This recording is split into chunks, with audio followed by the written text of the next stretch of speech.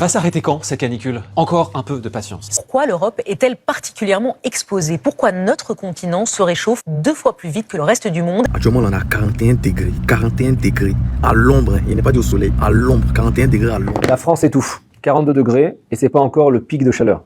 Alors c'est des nuits impossibles, c'est un sommeil perturbé, c'est des transports insupportables, c'est des personnes âgées en difficulté, c'est des malades qui sont fragilisés, c'est des incendies, c'est des végétations brûlées.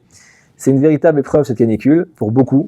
Et parfois c'est même un danger, c'est très dur. Alors il faut s'hydrater, il faut se protéger, il faut veiller aux personnes âgées, aux personnes malades. Et d'ailleurs on partage toutes nos condoléances à ceux qui ont perdu un proche, mais la Torah nous apprend à regarder également les événements sous un autre angle et à nous demander pourquoi.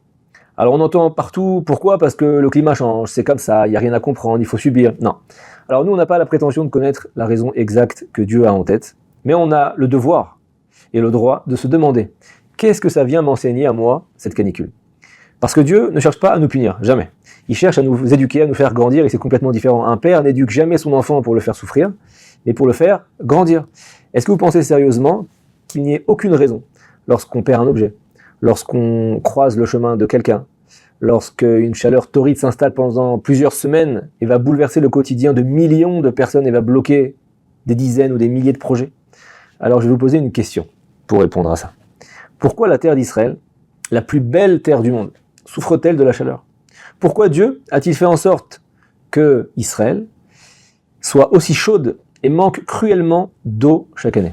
Alors que c'est marqué, c'est la plus belle terre, Eretz, Zavat, Chalav, Udvash. C'est une terre où ruisselle le lait et le miel. Nos sages racontent qu'à l'époque, les fruits étaient si abondants en Israël que leur jus formait des flaques sur le sol et on ne pouvait pas s'empêcher de marcher dessus. Alors pourquoi cette terre manque d'eau? Pourquoi nos agriculteurs doivent scruter le ciel avec inquiétude chaque année? Est-ce qu'il va pleuvoir? Pourquoi l'eau est-elle depuis toujours une question vitale en Israël?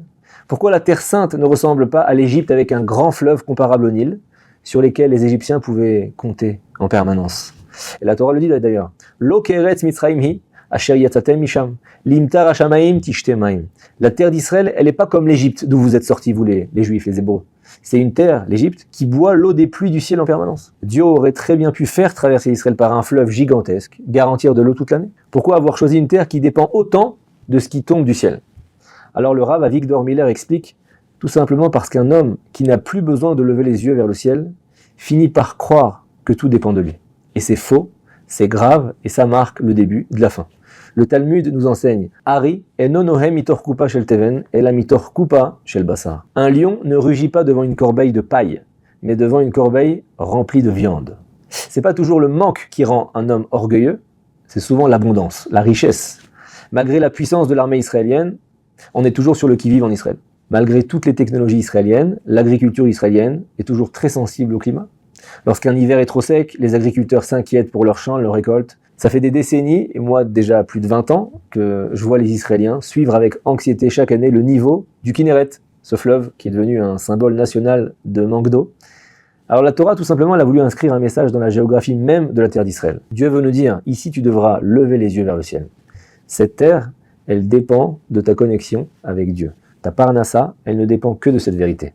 Alors après avoir promis la pluie en récompense de nos bonnes actions, la Torah vient et nous dit Ve'aya im shamo atishmeu, ve'natati metaratzechem ve'achalta ve'savarta. Si vous écoutez mes commandements, nous dit Dieu, je donnerai la pluie à vos terres, vous mangerez et serez rassasiés. Et à la fin, on nous dit Shamru lachem pen ifte le'avchem ve'sartem. Prenez garde que votre cœur ne se laisse pas séduire et ne se détourne pas. C'est comme si Hachem nous disait que notre plus grand danger, c'est pas forcément de manquer. Le plus grand danger, c'est de posséder tellement que tu finisses par croire que tu n'as même plus besoin de Dieu. Peut-être que cette canicule, elle peut nous faire réfléchir dans le même sens. En France et en Europe, on a tout ce qu'il faut. On est moderne, sophistiqué, on a tout en abondance, et pourtant il suffit de quelques degrés supplémentaires pour nous rappeler que finalement on maîtrise pas grand-chose.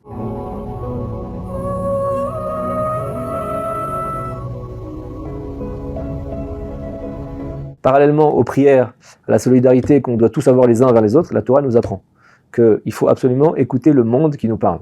Dans la vision juive, le monde, c'est pas simplement un endroit où des événements se produisent au hasard, c'est une immense salle de classe. Chaque événement, c'est une leçon. Chaque difficulté, c'est un exercice. Chaque réussite, c'est une épreuve. L'objectif, c'est de continuer à lever les yeux vers le ciel et de reconnaître avec humilité « Je ne suis qu'un être humain, Hachem. Tu es le créateur du ciel et je dépends entièrement de toi. » C'est le sens profond de la phrase que dit chaque juif au lever « Modéani ». Je reconnais que ma vie, mes forces, tout ce que j'ai, ça vient de toi. Alors regardons autour de nous. tout nous parle de lui, tout nous parle d'Hachem. Tout ce qu'on traverse, c'est une occasion de renforcer notre confiance en Dieu et nous rapprocher un peu plus de lui. Alors cette semaine, au cœur de cette canicule, faites un petit exercice très simple si vous n'avez pas trop chaud. Ouvrez votre frigidaire, buvez un verre d'eau fraîche, ressentez le soulagement de la climatisation si vous en avez. Arrêtez-vous une seconde et dites simplement « Merci Hachem ». Même les choses les plus simples ne nous sont jamais dues. C'est des cadeaux quotidiens qu'un papa en haut dans le ciel dirige avec amour, pas pour nous faire souffrir, pour nous éduquer, nous faire grandir et nous rapprocher de lui.